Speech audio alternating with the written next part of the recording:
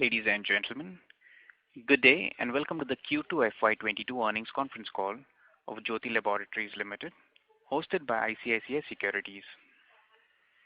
As a reminder, all participant lines will be in listen-only mode, and there will be an opportunity for you to ask questions after the presentation concludes. Should you need assistance during the conference call, please signal an operator by pressing star, then zero on your touchtone phone. Please note that this conference is being recorded. I now hand the conference over to Mr. Manoj Menon from ICICI Securities. Thank you, and over to you, sir. Hi everyone. It's a good morning, good afternoon, good evening, depending on the part of the world you are joining this conference call from. At ICICI Securities, it's our absolute pleasure to host the management of Jyothy Labs Limited for the 2Q FY22 results conference call. The company is represented today by the management, Ms. M.R. Jyothy, Managing Director, Mr. Ullas Kamath, Joint Managing Director, and Mr. Sanjay Agarwal, Chief Financial Officer. Before I hand over the call to the management for opening remarks, just want to state our usual published stance on Jyothy Labs of our strong constructive view on Jyothy Labs for a long period of time, and we are absolutely intact in that process currently. And the current quarter, based on the first cut observation what we had in the last hour and a half of the results, is extremely pleasing. On a 2-year CAGR basis of double-digit volume growth. And as analysts covering the stock for a long time, we are very happy about this performance. Thank you, and over to you, management.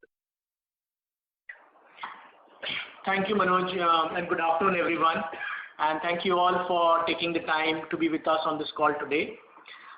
Friends, we had a strong start to the year in Q1 with 21% revenue growth, and the same momentum has been achieved in Q2, where we have delivered 16% revenue growth, closing our first half FY22 at 18.5% top line growth.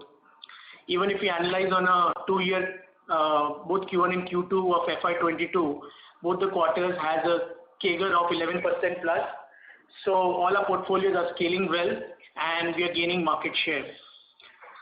Talk in terms specific about market scenario and our strategy. Overall, in this quarter, our portfolio, which is more essentials and day-to-day household consumption, we have witnessed stable consumer demand across India.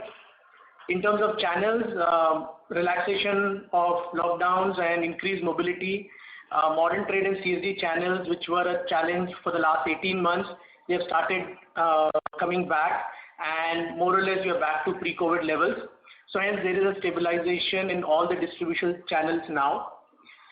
Both rural and urban continues to do well, and broadly we are of the belief that the fundamentals of our consumption story is intact, and we are witnessing growth more in the new users participating in the lower penetration categories, especially for us in dishwash and household.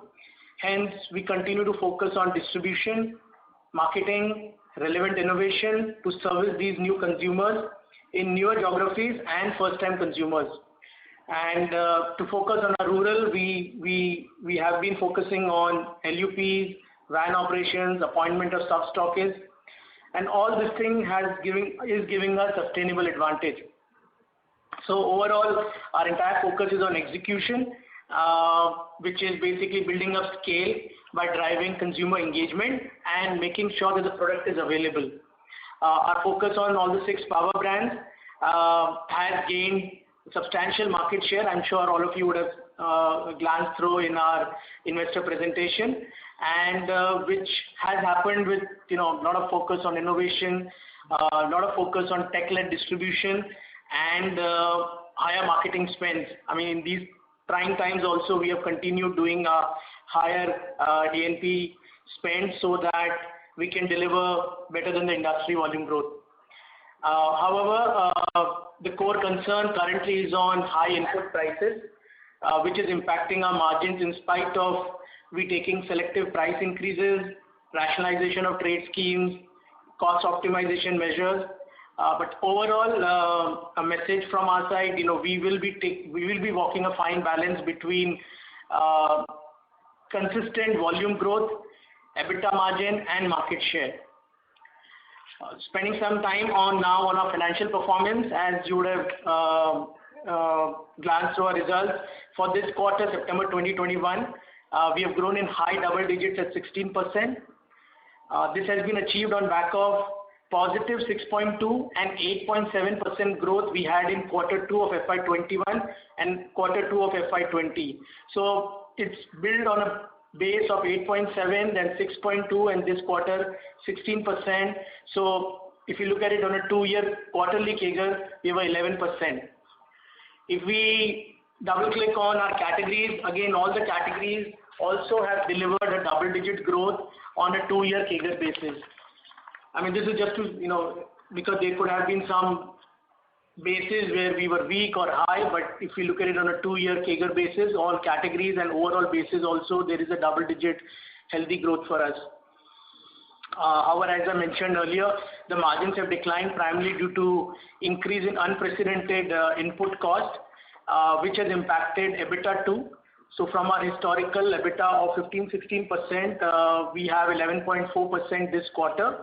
And to be frank, this is an anomaly. We are mitigating it through scale leverage, through cost optimization and selective price increases.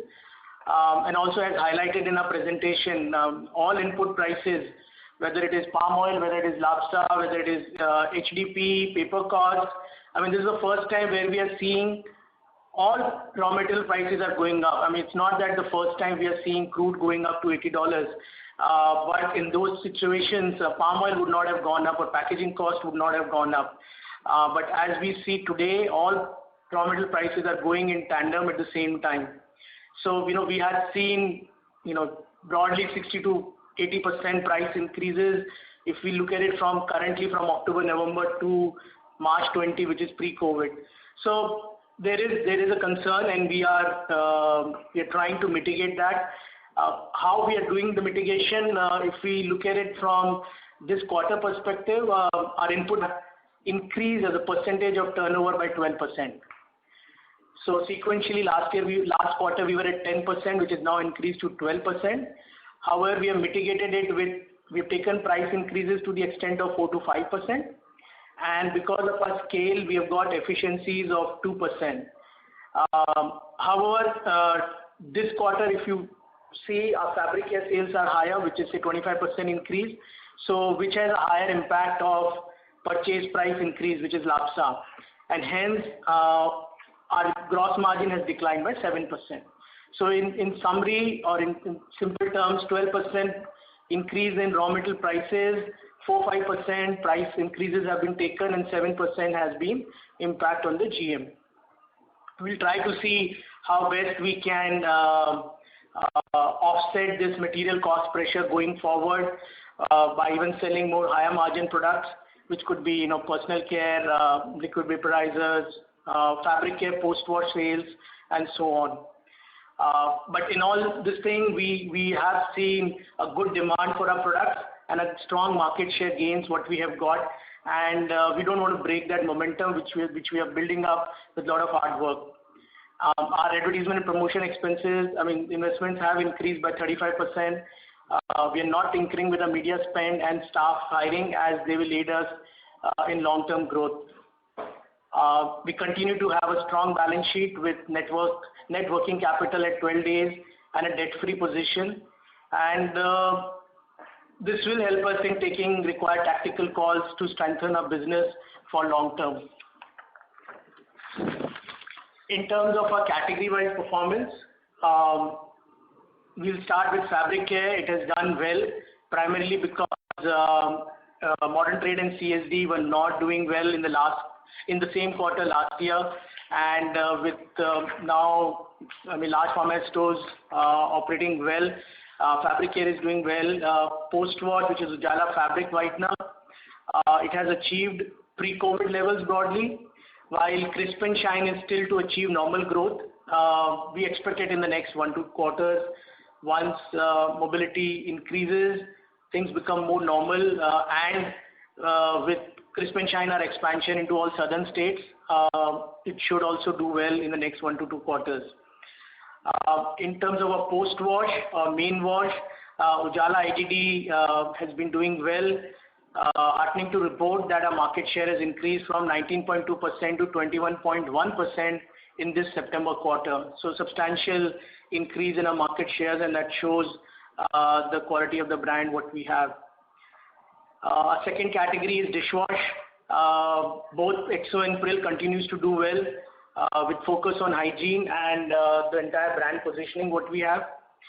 We have increased our marketing spend both in Pril and Exo because for a very long period of time now we are seeing a good high double-digit growth in the dishwash category for us.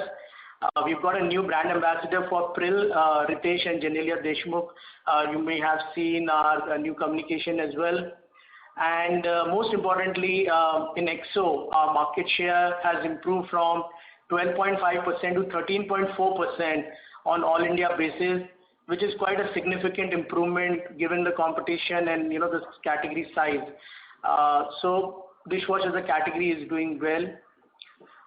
In HI, again, as you all know, our focus is more on liquid vaporizer, and that's been picking well across different markets. And here again, our market share has almost now reached to double digit, which is 9.8% on a pan-India basis versus 8.5 what we had in calendar year 20. So this comes that our efforts on liquid vaporizer are in the right direction. All the investment what we've been doing in liquid vaporizer is going in the right direction, and consumers are seeing a value in our product. We do appreciate and understand that the portfolio on HI on the EBIT level is still has to still on a shows a loss post our media spends, but pre-media spends it makes money, and as the proportion of a liquid vaporizer LV to coil improves, we see a long-term value in this portfolio for us. Finally, personal care segment, which is primarily Margo franchise. A lot of ground activities are underway. We are celebrating 100 years of Margo, which is advocating the natural benefits of neem and is doing quite well. So, in summary, with the aid of tech-led distribution, all the work which we've been doing for the last 2-3 years, and increased media spends, we are focused on building volume-led growth, which will achieve higher scale, and which is evident actually in our revenue growth. If we look at it for the last 6 quarters, the first quarter of FY21 not post-COVID, but when the COVID started, we were in Q1 4%, Q2 8%, Q3 15%, Q4 27%, Q1 of this financial year at 22%, and now we have 16%. So all in all, last 6 quarters of very healthy revenue growth and a healthy market share gains. And we will continue to focus on brand building, strengthening our distribution, and addition of manpower to enhance market execution. So that's broadly our strategy and the performance what we have for this quarter. With this, I finish my opening remarks, and we are happy to answer any questions and clarifications you may have. Thank you. Thank you very much. We will now begin the question and answer session. Anyone who wishes to ask a question may press star and 1 on their touchtone telephone. If you wish to remove yourself from the question queue, you may press star and 2. Participants are requested to use handsets while asking a question. Ladies and gentlemen, we will wait for a moment while the question queue assembles. The first question is from the line of Manoj Securities. Please go ahead. Yeah, I'm sorry, it just took a while to unmute. I'm sorry for that. Yeah, team, just 2-3 questions up front. I just thought I'll just straight away clarify. I'll ask one at a time. One, given that you got an 85% market share in Ujala currently, is it the time to think about higher than historical growth, price increases rate into the medium term, medium or even long term? Because from a consumer point of view, does the consumer really have got a choice? So the 85% is practically monopoly. So can the price growth, lever for Ujala, be exercised a little more aggressively into the next 5 and 10 years? That's question number 1. Thank you for the question, Manoj. The thing is, we have taken price increase, in a small way on all the SKUs. The thing is, last year, the pandemic had hit and it had hit the post-wash segment severely. And the category as such had shown some decline there because of the non-movement of people in general. So since the category is coming back, we would want to, give that kind of benefit, though we have taken some sort of price increase, as such. So going forward, that also seems a possibility, but we want to, wait for some time, and then once people are back and they start using the category even more, we'll try and do that as well. Understood. So if I understood it correctly, the ability to, so this is two things about a price increase, right? So for example, in a very different way, if I'm to think about it, right? Let's say in Asian Paints in the last 6 months, in our view, it's all about the ability versus willingness. So they have the ability to take a price increase, but then probably the willingness was low, maybe for different reasons, which resulted in a, let's say, 10% gross margin decline for that company. I'm only trying to understand that in Ujala, let's say in my DCF, can consensus assume a higher price increase-led revenue growth for the, let's say, next 5 and 10 years? Yeah, next 5-10 years, yes, but may not be in the immediate, future. Maybe we'll see after maybe 2-3 quarters. We want the entire, consumers to come back completely and start using the brand which they had kind of left out last year. So we want to give the consumers that time, but definitely we can increase, and we will be also investing on the brand going forward. So those things will also happen. Understood. Very clear. Just a small subsection question on this. In the presentation, I did find Ujala with a 5 rupee XO free. Should I think this as a price promotion for Ujala, or is it sampling for XO? It works both ways. So it is also, like I told you, last year the brand had suffered, and this is also to induce, since dishwash also had gone up. So this was one other method to, bring back and to remind consumers of that. It also works for us in the rural and other areas where it also works as sampling for us. So it works both ways. Yeah. Thank you. 2 questions. I'll go. One, Sanjay, you mentioned a couple of times in the presentation about the tech-led distribution. If you can help us understand what exactly is this. And the second question, unrelated, is the the good performance in working capital at about plus 12 days. When do you, or is it even realistic to think about you being zero or negative working capital? Okay, Manoj, I think the second question first, definitely will not be in the negative working capital. I think we are happy with the 12-15 days what we have as of now, and we'll at least aim to be just sticking on this. On the first part of it, I think it's what we are trying to do, I guess, is something which every organization is trying to do. With the aid of technology, you can manage your business much sharper. And as you know, all our salespeople are on SFA, and the objective is to get as much analytical data to guide them on doing their beats, and in us reaching out to shops more productively. So I think it's all driven through analytical way of doing business. And these are newer technologies newer ways of reaching out to consumer, which we are spending time, and it's giving us results in the last few quarters what we have seen. Sure. Thank you, Jyoti, and thank you, Sanjay. I'll come back in the queue. Thank you. Thank you. The next question is from the line of Avnish Roy from Edelweiss. Please go ahead. Yeah, thanks. Congrats for the good set of numbers. So my question is on the overall volume growth. Was there some benefit because of Kerala coming back to bit normalcy in both Q1 and Q2? Kerala was one of the most impacted states in terms of COVID. So have you already got some benefit in terms of refilling, or you will get that in Q3, given that even in Q2, Kerala COVID cases were one of the highest, and predominant in terms of market share on a pan-India basis? Yeah, Abneesh, it's unfortunate Kerala is still having a higher number of COVID cases. But however, if you look at it, the state is managing their economy well, in the sense there is no lockdown and the mobility of people has been ensured. And with their good healthcare facilities, I think the state is doing okay on that. So coming back to our business, there is a minor issue here and there which we see, but overall there's no refilling and stoppage, and therefore there's no one-time sales which have happened either in Q1 or in Q2. So it's pretty normal as what we see in other parts of India also. Sure.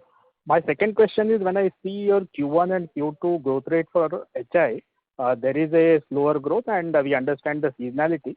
But do you think that in Q3 the growth rates could bounce back? And in coils, a specific question, you have done quite well in terms of market share.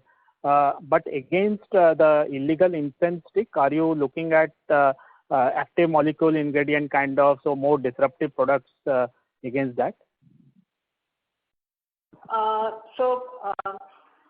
So hi. So the thing is, like you said, there was a seasonal, issue from a coils per se, but liquid vaporizer, as you see, is something which is almost a year-long consistent segment. So it's the season that impacts the coils. Now coming to this current quarter, it's not a very coil, favoring season as such. Our seasons are usually from July to September, and then from Feb to mid-April sort of a thing. So that's when the biggest of seasons are for mosquito coil as such. And liquid vaporizer here is almost a year-long, phenomenon. Now, when the dengue cases and things are going up, as such, if you see across, I think that also should benefit our liquid vaporizer segment. And in incense sticks, right now there is no plans as such. We'll have to see when some breakthrough happens in that. Sure. Last question, when I see your two brands in dishwash in terms of market share, EXO has gained around 90 bps market share versus CY20, but Pril has lost almost 230 bps versus CY20. So could you explain why the divergence and what is the specific issue in Pril? There is no as such issue in Pril. In fact, it has maintained the market share. What has happened is, if you see through modern trade as such, it was impacted, and some of the offers that was running, we didn't want to give or play at that level. But in my opinion, it's not a big issue. The brand is doing well. Okay, that's all from my side. Thank you. Thank you. The next question is from the line of Harit Kapoor from Investec. Please go ahead. Yeah, hi, good afternoon. So first question was on the distribution side. So, do we look at the, the improvement in sales growth led, driven by distribution to be only a function of, higher throughput, or have you also added outlets? So I remember you talking about 2.8 million overall outlets. Where are we in that? Are we looking at addition there, or is it just better effectiveness of this distribution through tech, etc.? So definitely, Harit, it's a function of both numeric distribution and increasing the throughput. So we are increasing our outlets every month with the help of a lot of data which we are collating. So as we speak, there will be both increase in the direct reach and increasing the throughput. And that is what, you're seeing both the market shares and the top line growth coming in. We're also adding people wherever required, so bunch of things together. And we are increasing the direct reach, and overall increase obviously happens with the addition of sub-stockists or wholesalers. So that's where, at the end of the day, we have to reach out to large number of consumers where we see a potential for us. And rural India is one place where we are spending a lot of time. And we will be able to share more numbers maybe on a yearly basis, how our direct reach is increasing on a yearly basis. Got it. I'll wait for that. The second thing was on the innovation side. So, while that is one of your strategic pillars, you've kind of mentioned Maxo Genius in that. There's no real, mention of T-Shine or any other things that you've done. I was just wondering, over the next, say, 6 months or so, where the inflationary pressures continue to be so high, you don't want to take price increases in Ujala disproportionately because you want the brand to come back, to the consumer. You want the salience to continue. So do we look at it that, the innovation part, new things that you're going to do might be slightly more delayed, rather than upfronted, given, the cost pressure that's there? Is that a better way to look at it, at least for the near term? So the thing is, we would want to carefully choose and invest behind brands where we are currently operating, and we have launched Ujala IDD liquid detergent already in this quarter, and in the southern states, and it's doing pretty well. And the thing is, we would want to invest there. You would also see 1 or 2 more innovations coming in the subsequent quarters. And if I can ask, that too would be in the laundry segment only, or you're saying the 1 or 2 innovations will be outside that? It could be outside that as well. Got it. The last question was on the margin profile. Now, see, if you look at the home care business, I understand Ujala, you don't want to take up price increases sharply, but we've seen sharp contractions in dishwash as well, and I'm assuming even the base detergent business, whether it's Ujala IDD or Henko, would have seen a sharp impact.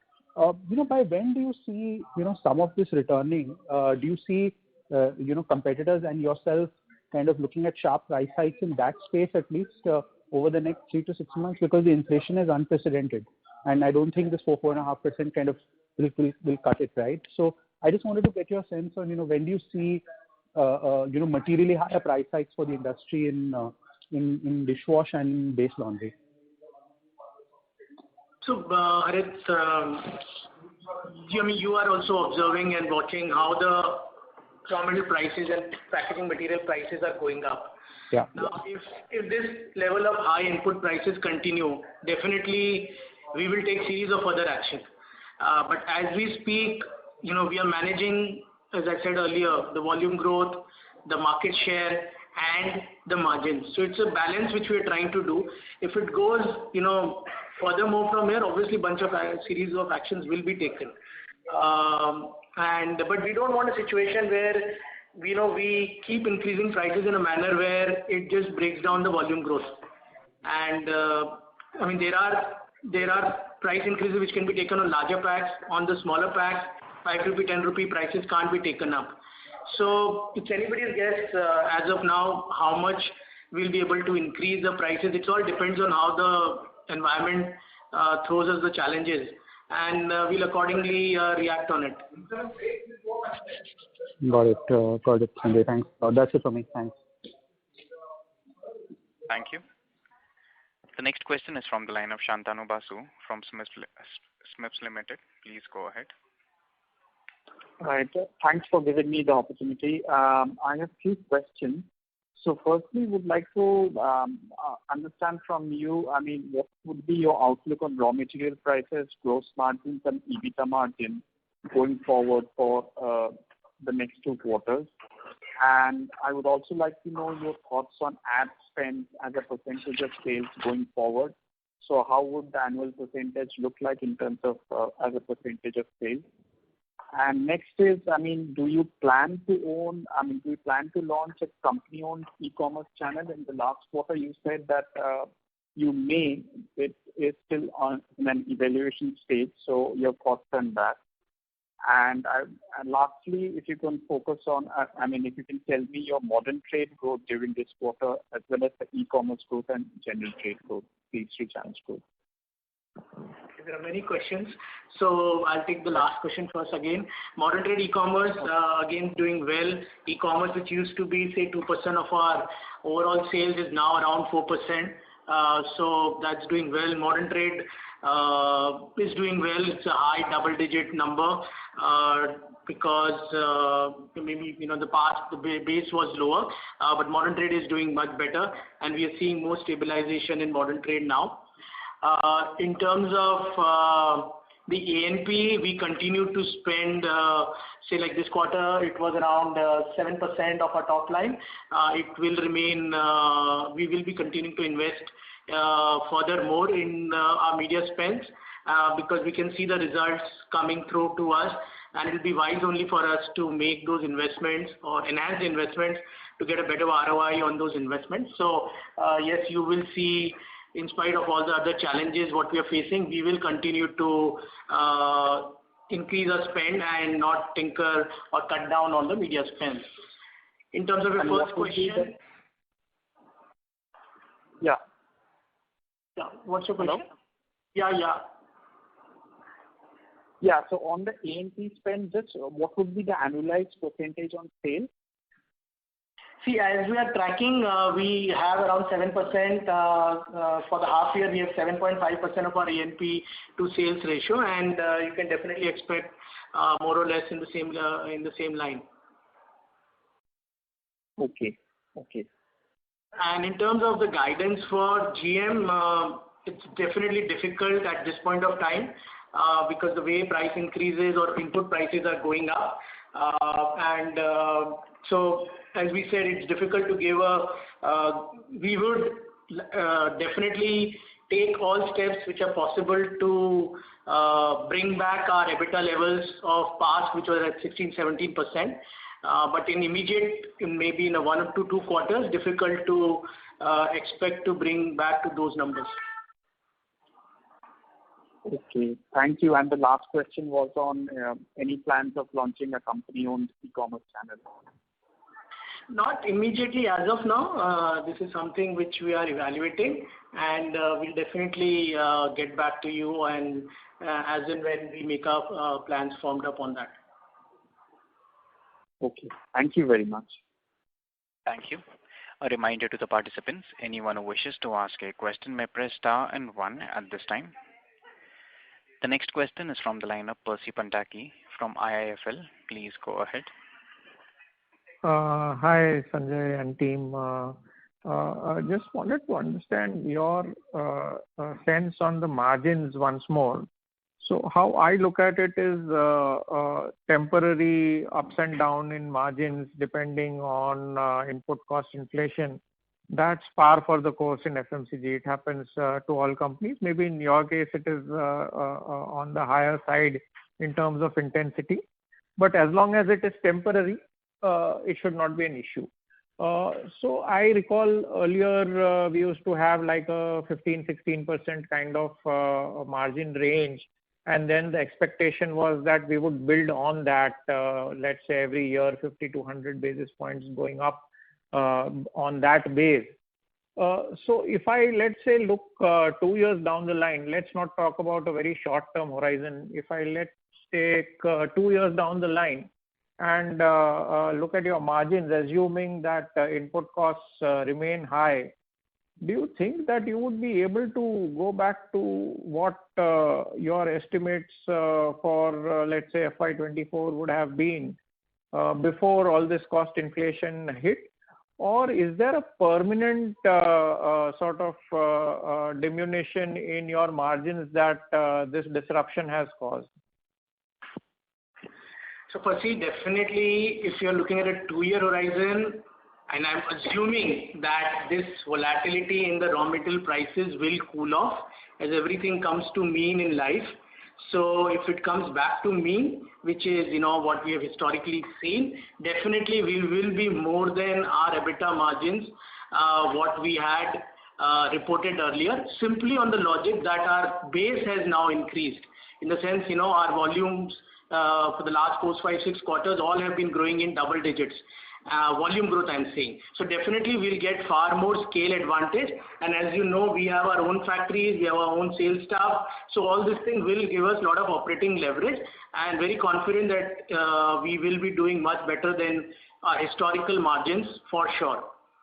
And is this a permanent thing. Whatever numbers we are reported, as I said earlier, this is definitely an anomaly. No one has seen these levels of raw material input prices.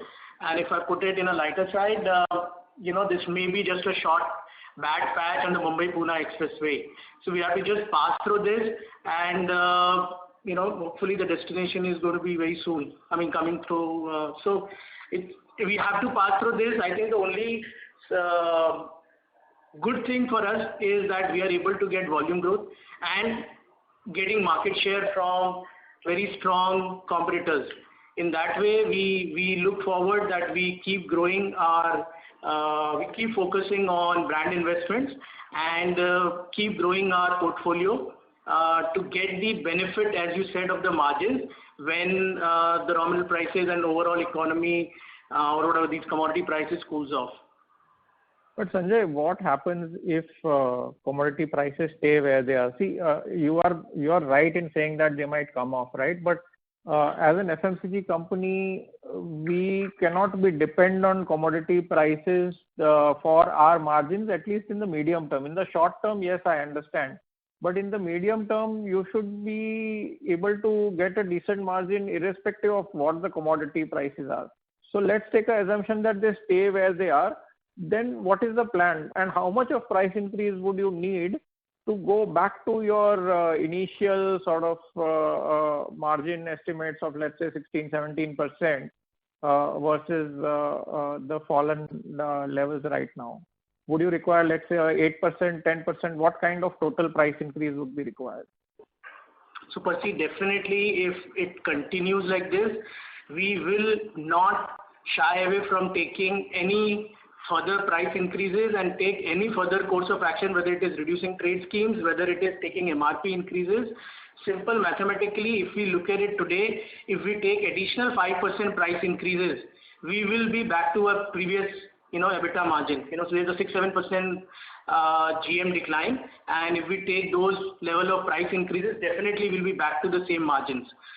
So it's not something which we are overly worried about it. If time requires us to do it, definitely we'll do it. And it's in our hand, we'll definitely do it. If that is where, for a long term, if we are seeing the prices or input prices to remain at those levels. Right. Sorry to belabor this point, but just one sub-question on this. See, apart from Ujala, in most of the other segments, we are not the market leaders, and we have a rather sort of number 2, number 3 position, market shares of 15-20%, etc. So if for whatever reason the large players in these segments decide that they want to play the portfolio and they want to take price increase in other areas and not touch these segments into which we are present, then do you think that we will be able to independently take the price increases necessary to restore the margins? Do we have that kind of confidence? So Percy, I think why that confidence is there, which I answered you earlier, is if our market share from XO from 11-12% is going to 13.5%, if our LV market share from 7-8% is going to 10%. Now, and these are all pan-India numbers, by the way. And there are certain states where we have very high market shares. Obviously, that's why it makes up to a pan-India number of 13.5 or pan-India number of 10%. Coils is 24%. So we may be a follower in that way, but we ourselves have a decent state to take any price increases or take our independent decisions at that point of time. Right. Makes sense. That's all from me. Thanks a lot, Sanjay. Thank you. The next question is from the line of Gaurav Jogani from Axis Capital. Please go ahead. Thank you for the opportunity, sir. So my question is with regards to your strong performance in the dishwash. It's been very commendable that on even a 2-year period basis, the growth rates have been quite good. So would you like to highlight what are the key actions that you've been able to drive growth in this segment, and how sustainable is this going forward? With the COVID now coming down and in terms of certain categories also coming down. So any impact that you see ahead in this category?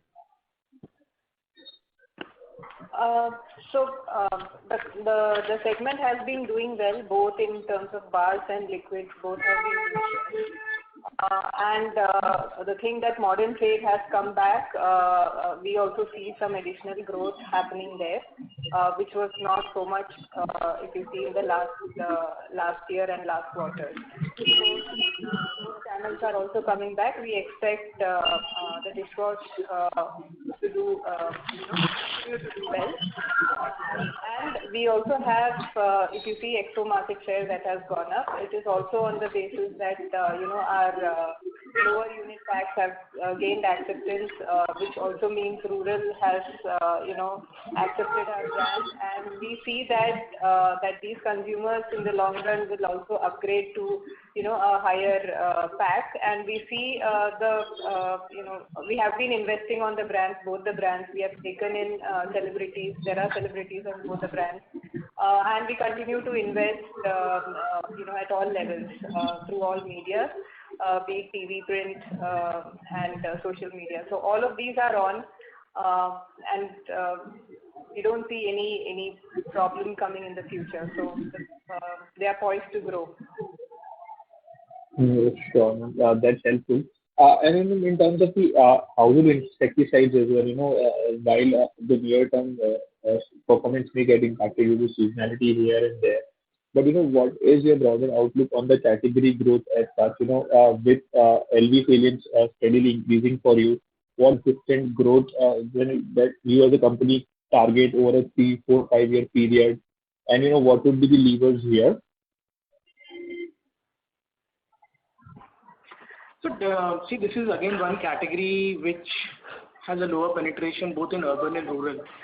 And with the focus on health and hygiene, it is quite natural that this category should grow in double digits. Obviously, there are some seasonal challenges which one keep observing every now and then. So barring these seasonal challenges, we definitely look forward to have a double-digit growth in HI as a category. Sure. And so if you can just help us, what would be the share of the coils and LV now versus a year back? So it's 60% coils and 40% liquids. Okay. And what would be around it a year back?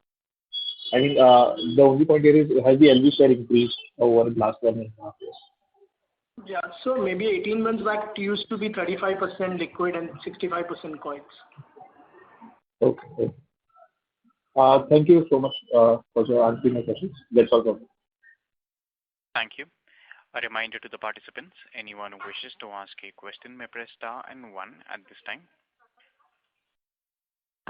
The next question is from the line of Shirish Pardesi from Centrum Capital. Please go ahead. Yeah. Hi, good evening, the team. Thanks for the opportunity. Just 2-3 questions. The first question is that incrementally, most of the companies who have declared the result, and this all confusion started from Nielsen numbers predicting rural slowdown. You have a significant portfolio which is rural. So in your lens, how do you see rural, and is there any truth and in your business, is there an impact on rural sales? Shirish, it's more of an intellectual question because, see, at a broad level, we are undeterred by this noise on rural India. However, at the same level, of late, we have seen there has been some moderation in rural India or rural growth. Now, this could be because of inflation, this could be because of normalization of economy, post-COVID normalizing, and obviously there's been slight higher base as well. So bunch of things as of now, and we didn't see much of an impact in Q2, but as we step into Q3, there is something visible, but we'll have to run the course to see 1-2 quarters whether it is anything structural. For us, a lot of our portfolio, we are strategically looking to grow or focus on rural India for the long-term growth. So it may be possible, it may impact us in next 1 or 2 quarters, and therefore we'll be able to predict much sharper at that point of time. Thank you, Sanjay. My second question is that, if I understand correctly, you said you have taken 5% price increase, and to answer one of the participants' question, you said another 5% to negate the inflation. So does that mean your current inflation is in the range of about 10-11%? Yeah, that's right, Shreya. Okay. My last question is that what we gather and what we see that most of the companies are talking high decibel campaign and focus on the D2C brand. Is Jyoti has been trying, or is there any position which you can share? What are the efforts we are making on this? So definitely, we are not saying that this is a no-go area for us, and as of now, we do not have any product which is going to be launched on a D2C platform in the immediate future.